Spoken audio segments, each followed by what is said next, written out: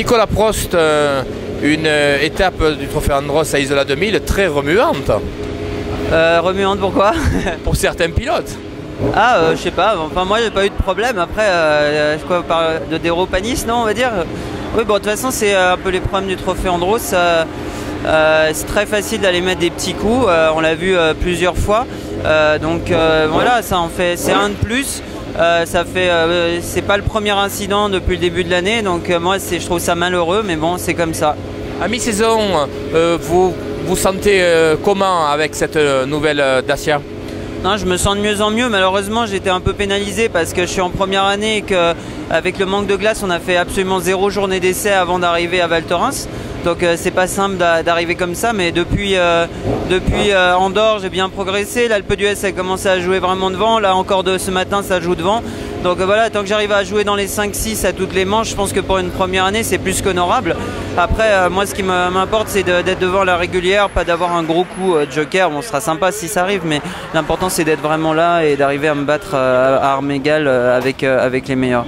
Alors vous êtes parmi les pilotes qui conduisaient en thermique, mais également en électrique. Ça devient de plus en plus fun, on dirait.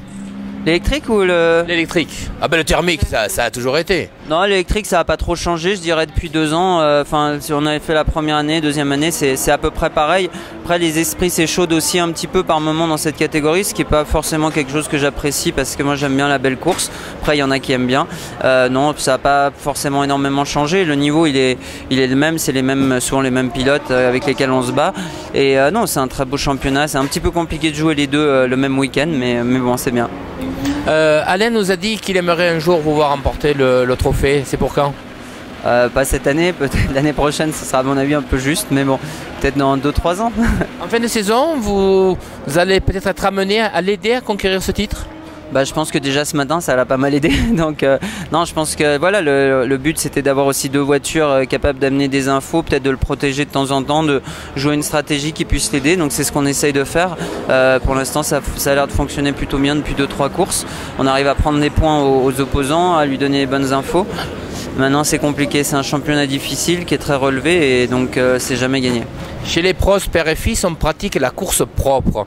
Ça veut dire quoi? C'est une question d'éducation? Je crois que c'est une question, oui, d'éducation, parce que c'est papa qui me l'a transmis, mais enfin moi j'aime gagner en me disant que j'ai été meilleur que les autres, pas parce que j'ai mis un coup de porte, un coup de roue, un coup de ci, un coup de ça. Après je trouve qu'en sport auto ça déborde de plus en plus, ça devient même dangereux.